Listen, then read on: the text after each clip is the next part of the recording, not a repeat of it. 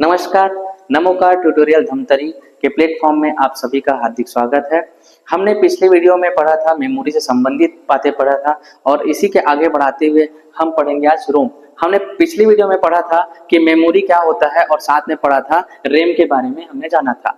RAM के बारे में जाना था। आज हम देखते हैं, डिस्कस करते हैं रोम के बारे में। हम आज का डिस्कस करते हैं रोम होता क्या है। रोम का सबसे पहले देखते हैं फुल फॉर्म। रोम का जो फुल फॉर्म होता है उसको हम लोग बोलते हैं रीड ओनली मेमोरी के नाम से जाना जाता है। जो रोम होता है उसका फुल फॉर्म होता है रीड ओनली मेमोरी होता है। इसका मतलब यह है, इसमें एक कथन लिखा है रीड। रीड मतलब होता है पढ़ना, यानी कि यहाँ जो भी लिखा होगा उसको सिर्फ पढ़ने का कार्य करता होगा, उसको हम बोलते हैं रोम के नाम से जाना जाता है। यह क्या होता है? यह एक स्थायी मेमोरी होता है। यह एक स्थायी मेमोरी होता है। अगर इंग्लिश में बात करूं तो यह एक नॉन वोलेटाइल मेमोरी होता है। अगर एग्जाम में अगर पूछा जाता है कि रोम किस टाइप की मेमोरी है, तो याद रखिएगा रोम जो होता है वो स्थायी मेमोरी है या फिर नॉन वोलेटाइल मेमोरी होता है। इसमें कुछ भी डाटा अगर हम डालते हैं तो वह डाटा जो होता है वो स्थायी तरीके से सेव होता है। उसको मेरे द्वारा, आपके द्वारा डिलीट नहीं किया जा सकता। उसको क्या बोला जाता है? स्थायी मेमोरी या फिर नॉन वोलेटाइल मेमोरी के नाम से जाना जाता है। और दूसरा, यह अपरिवर्तनशील होता है। कहने का मतलब यह है, मैंने लिखा यहाँ अपरिवर्तनशील होता है, यानी कि इसमें जो भी डाटा अगर हम डाल देते हैं वह उसको इरेज नहीं कर सकते। एक बार वहां डाटा हम लोग इनपुट कर दिए, उसके बाद जो वहां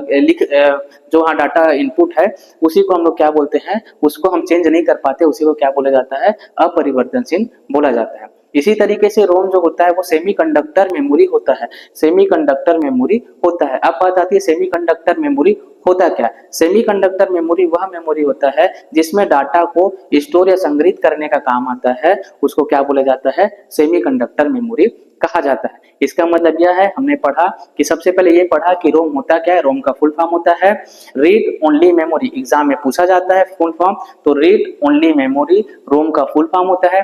दूसरा प्रश्न पूछा जाता है कि रोम किस टाइप की मेमोरी है, तो याद रखिएगा रोम जो होता है स्थायी मेमोरी के नाम से जाना जाता है। दूसरा हमने पढ़ा कि क्या रोम में डाटा परिवर्तनशील होता है, तो नहीं, परिवर्तनशील नहीं होता है। इसी कारण इसको क्या बोला गया है? अपरिवर्तनशील है। इसमें जो भी डाटा हम इनपुट करते हैं उसको हम लोग बदलाव नहीं कर सकते। हमने आगे पढ़ते हैं रोम के अंदर डाटा या निर्देशों को हम सिर्फ पढ़ सकते हैं, इसलिए इसे क्या बोलते हैं? Read only memory.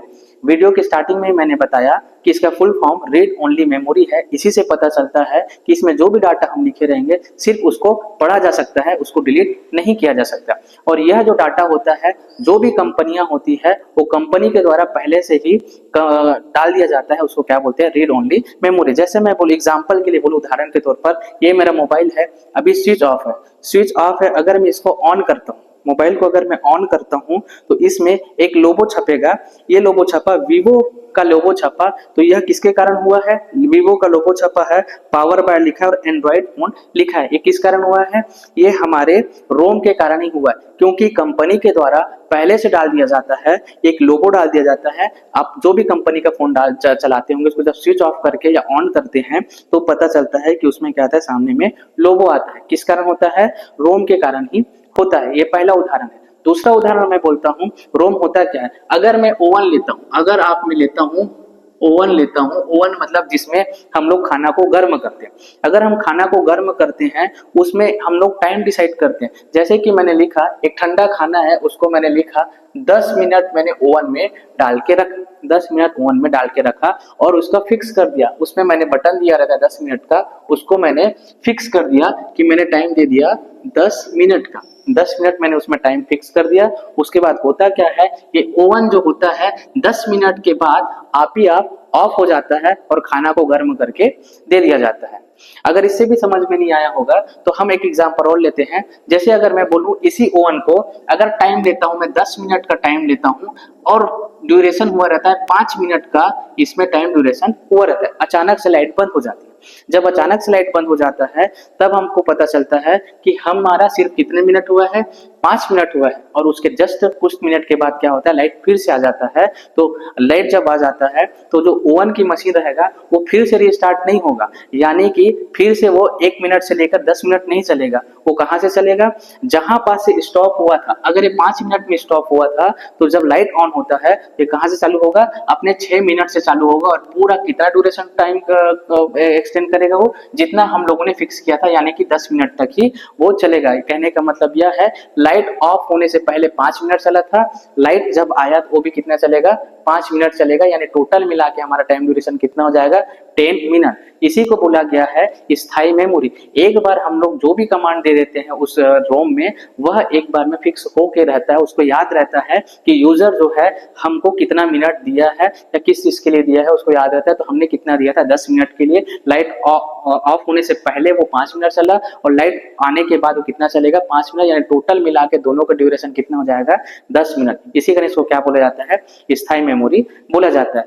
इसी तरीके से टीवी का जो रिमोट है, टीवी का रिमोट में अगर हम देखते हैं चैनल को जब बदलते हैं, 1 नंबर 2 नंबर 3 नंबर 4 नंबर जितना भी बदलते हैं, उसमें भी रोम लगा होता है। क्योंकि उसमें एक कंपनी के द्वारा डिसाइड रहता है कि अगर एक यूजर 1 नंबर का अगर चैनल दबाएगा तो सिर्फ 1 नंबर ही लगेगा, 2 नंबर का चैनल दबाएगा तो 2 नंबर ही लगेगा। तो ये रोम ही रहता है। यानी कि हमारे जो टीवी का रिमोट है, हम कह सकते हैं कि जो हमारा टीवी का रिमोट रहता है, हमारे टीवी का जब रिमोट रहता है उसमें अगर रहता है 1 नंबर 2 नंबर 3 4 5, हम जिस नंबर को वहां पर क्लिक करते हैं चैनल के लिए वही चैनल लगता है। यानी कि इसमें भी क्या फिट रहता है, आपका रोम फिट रहता है।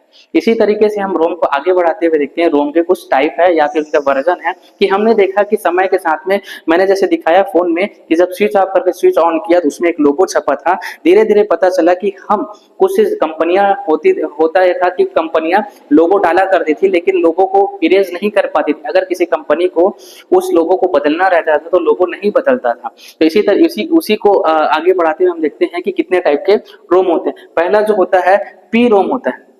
पहला जो होता है पी रोम होता है। पी रोम का जो फुल फॉर्म होता है वह होता है programmable read only memory. Programmable read only memory इसका फुल फॉर्म होता है। यह क्या होता है, जैसे मैंने दिखाया कि मोबाइल को ऑफ करके ऑन करते हैं उसमें कुछ छपता है, तो इसमें क्या होता है, लिखने के लिए या यहाँ डाटा को लिखने के लिए जो इस्तेमाल किया जाता है उसको क्या बोला जाता है, जो टूल को इस्तेमाल किया जाता है उसको क्या बोला जाता है, प्रोग्रामेबल रीड ओनली मेमोरी के नाम से जाना जाता है। एग्जाम में पूछा जाता है पी रोम का फुल फॉर्म, तो याद रखिएगा प्रोग्रामेबल रीड ओनली मेमोरी के नाम से इनको जाना जाता है। ये क्या होता है, डाटा को लिखने के लिए जिस टूल का उपयोग किया जाता है उसको क्या बोला जाता है, पी रोम बोला जाता है। जैसे मैंने बोला कि टीवी के रिमोट में जो चीज को डाटा को लिखना है या डाटा को फिट करना है, उसको फिट करने के लिए जो चीज का यूज किया जाता है उसको क्या बोला जाता है, पी रोम बोला जाता है। या फिर जो ओवन होता है, ओवन में हम लोग टाइम डिसाइड करते हैं, वो टाइम डिसाइड करने में जो मदद करता है किसके द्वारा होता है, पी रोम के द्वारा होता है। इसी तरीके से इसका अपडेट वर्जन आया, समय के साथ इसका अपडेट वर्जन आते गया। इसका अपडेट वर्जन है ई प्रोम आया। ई प्रोम आया, इसका फुल फॉर्म होता है, ई का मतलब होता है इरेजिबल, पी का मतलब होता है प्रोग्रामेबल रीड ओनली मेमोरी के नाम से जाना जाता है। ये क्या होता है कि हमने देखा कि मैंने अभी बताया था कि जैसे कि मैंने यहाँ कुछ भी डाटा अगर फिट किया उसको अगर मेरे को मिटाना हो, नया डाटा अगर डालना हो तो इसमें नहीं डाला जा सकता था, क्योंकि रोम क्या होता है, एक स्थायी मेमोरी होता है, नॉन वोलेटाइल मेमोरी होता है। इसी को ध्यान में रखते हुए अगर हमको किसी लोगो को बदलना हो या किसी फॉर्मेट को बदलना हो उसके लिए हमने किस चीज का यूज किया है, ई प्रोम का यूज किया। ये किसके माध्यम से हुआ है, ये बड़ा कठिन था, लेकिन इसको हम लोग किसके माध्यम से, या डाटा को मिटाने के लिए या फिर किसी नए डाटा को लिखने के लिए इस्तेमाल करते हैं। किसके माध्यम से किया जाता है, अल्ट्रा वायलेट किरणों के माध्यम से किया जाता है। अगर एग्जाम में पूछा जाता है कि ई प्रोम, या फिर एग्जाम में पूछा जाता है कि डाटा को लिखने और मिटाने के लिए किस किरणों का इस्तेमाल किया जाता है, तो याद रखिएगा अल्ट्रा वायलेट किरणों का इस्तेमाल किया जाता है। इसी तरीके से इसका अपडेट वर्जन आया था, और इसमें अपडेट वर्जन आया जिसको है EEPROM, यानी कि है, एक ई का मतलब है electrically erasable programmable read only memory बोला जाता है। इसका फुल फॉर्म आता है EEPROM, तो electrically erasable, programmable, read only memory के नाम से जाना जाता है। यह क्या होता है, इसमें भी डाटा को लिखने और डाटा को मिटाने के लिए यूज किया जाता है, लेकिन इसमें डाटा को लिखने और मिटाने के लिए किस चीज का उपयोग किया जाता है, इसमें हाई वोल्टेज करंट का उपयोग किया जाता है। हाई वोल्टेज करंट अर्थात विद्युत का इस्तेमाल किया जाता है। एग्जाम में अगर पूछेगा कि डाटा को लिखने या मिटाने के लिए किस किस रीड ओनली मेमोरी में विद्युत का इस्तेमाल किया जाता है, तो आंसर होगा हमारा EEPROM, यानी कि electrically erasable programmable read only memory में किया जाता है। इसी तरीके से आज का जो नया जनरेशन का जो अपडेट वर्जन है, जिसमें हम लोग रोम में डाटा को लिख सकते हैं या फिर मिटा सकते हैं, वह है UVEPROM। ये फुल फॉर्म होता है, U का मतलब होता है अल्ट्रा, V का मतलब होता है वायलेट, यानी कि ultra violet erasable programmable read only memory. यह क्या है, हमारा न्यू वर्जन है, हमारे वर्तमान में न्यू वर्जन लाया गया जिसमें हम लोग डाटा को लिख सकते हैं और फिर मिटा सकते हैं। ये भी किसके माध्यम से होता है, किरणों के माध्यम से होता है। इतने सारे पढ़ने के बाद हम देखते हैं कि किस तरीके से आपके एग्जाम में क्वेश्चन पूछे जाते हैं। हम कुछ क्वेश्चंस करेंगे, ऑब्जेक्टिव करेंगे, इससे आपको समझ में आ जाएगा कि किस तरीके से एग्जाम में क्वेश्चन पूछा जाता है। तो पहला जो हमारा प्रश्न है यह है कि रोम है। पहला जो प्रश्न है, रोम क्या है। हमने पढ़ा है, पहला है क्या स्थायी मेमोरी है, क्या अस्थायी मेमोरी है, क्या बाह्य मेमोरी है, या फिर तीनों है, उपरोक्त में से सभी। लेकिन हमने पढ़ा है रोम एक स्थायी मेमोरी है, तो हमारा जो आंसर हो जाएगा वह क्या होगा, मेमोरी रोम जो होता है स्थायी मेमोरी होता है। यह एग्जाम में आया हुआ प्रश्न है। इसी तरीके से दूसरा प्रश्न देखते हैं, निम्नलिखित में से कौन सा विकल्प नीचे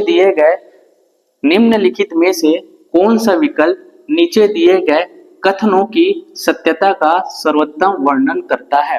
प्रश्न को समझते हैं। इसमें कहा गया है कि निम्नलिखित इसमें से कुछ कथन दिए हुए हैं, ये हमारा क्या है, कथन है, नीचे दिए गए हैं, तो बताना है कि कौन सही है और कौन गलत है, उसके बारे में हमको बताना है। ये स्टेटमेंट दिया है, इसमें से कौन से स्टेटमेंट राइट है और कौन से स्टेटमेंट रॉन्ग है, और उस हिसाब से यहाँ पर हमारा क्या दिया है, ये ऑब्जेक्टिव दिया। यह ऐसी एग्जाम में आपका पूछा जाता है कि ए आंसर सही है कि बी आंसर सही है कि सी है कि डी है। इसी तरीके से हम इसको देखते हैं। तो हम फिर से प्रश्न को पढ़ते हैं ताकि आपको रिवाइज हो। निम्नलिखित में से कौन सा विकल्प नीचे दिए गए कथनों की सत्यता का सर्वोत्तम वर्णन करता है। सबसे पहले देखते हैं EPROM यानी फुल फॉर्म होता है इसका, हमने पढ़ा है इसका फुल फॉर्म हमने पढ़ा है erasable programmable read only memory. इसमें क्या लिखा है, EPROM में P अक्षर का पूर्ण रूप परसिस्टाइज होता है, परसिस्टेंट होता है। लेकिन हमने क्या पढ़ा है कि हमने ये पढ़ा है कि EPROM का फुल फॉर्म होता है इरेजिबल होता है। E का मतलब होता है इरेजिबल और P का मतलब क्या पढ़ा है हमने, प्रोग्रामेबल पढ़ा है। इसका मतलब हमने पढ़ा है प्रोग्रामेबल पढ़ा है। यानी कि ये जो है, यह लिखा है परसिस्टेंट लिखा है, यह क्या है, असत्य है। यह क्या है, असत्य, यानी कि गलत स्टेटमेंट है। सेकंड स्टेटमेंट में जाते हैं कि फिर यानी कि EPROM विद्युती रूप से मिटाने योग्य होता है। कहने का मतलब यह है कि EPROM जो है डाटा को लिखते हैं और मिटाते हैं, वो क्या विद्युती रूप से मिटाते हैं या हटाते हैं। हाँ, हमने अभी पढ़ा है कि EPROM का फुल फॉर्म होता है electrically erasable programmable read only memories का फुल फॉर्म होता है। और हमने पढ़ा है इसमें डाटा को लिखने और मिटाने के लिए हम विद्युत का इस्तेमाल करते हैं, यानी कि करंट का इस्तेमाल करते हैं। यही चीज तो इसमें लिखा है। लिखा यह है कि विद्युतीय रूप से मिटाने का योग्य होता है। हाँ, यस, ये क्या होता है, इसमें जो भी डाटा लिखा रहता है उसको हम लोग इलेक्ट्रिकली रूप से हम लोग क्या कर सकते हैं, डाटा को मिटा सकते हैं या तो फिर डाटा को लिख सकते हैं। इसका मतलब यह हुआ कि यह कथन सत्य है। अब देखते हैं कि इस ऑब्जेक्टिव में कौन सा सही है या कौन सा गलत है। पहला देखते हैं, फर्स्ट में देखते हैं, ए में देखते हैं, एक नंबर जो है सत्य बताया गया और 2 नंबर भी सत्य बताया गया। लेकिन हमने पढ़ा है कि जो एक जो है वो क्या है, हमारे पास असत्य है, यानी कि यह होगा, यह वाला ऑप्शन हमारा नहीं होगा, यह वाला ऑप्शन हमारा नहीं होगा। फिर आगे देखते हैं कि बी जो होता है, पहला वाला जो है सत्य बताया गया, दूसरा वाला स्टेटमेंट क्या बताया गया, असत्य। लेकिन हमने अभी पढ़ा है कि हमारा जो फर्स्ट वाला स्टेटमेंट है वह क्या है, असत्य है, लेकिन सेकंड वाला हमारा क्या है, सत्य है। इसका मतलब क्या होगा, यह वाला भी हमारा क्या हो जाएगा, आंसर में नहीं होगा। थर्ड देखते हैं हम लोग, पहला स्टेटमेंट क्या बोला गया है, असत्य बोला गया है, यानी रॉन्ग बोला गया है। सेकंड स्टेटमेंट क्या बोला गया है, सत्य। हमने क्या पढ़ा, पहला वाला जो स्टेटमेंट है वो क्या पाया गया है, असत्य पाया गया है, जो बिल्कुल यहाँ पर मैच खा रहा है। दूसरा अगर देखते हैं कि हमारा जो दूसरा वाला है यहाँ पर हमारा सही है, सत्य नाम से है, ये वाला भी सत्य। इसका मतलब जो हमारा आंसर होगा, जो हमारा आंसर होगा OMR शीट में, वह कौन सा डलेगा, सी ऑप्शन राइट होगा, सी ऑप्शन राइट होगा। इसी तरीके से आप लोग को प्रैक्टिस करना है। इसी तरीके से आगे के वीडियो के लिए हमारे चैनल को सब्सक्राइब करिए।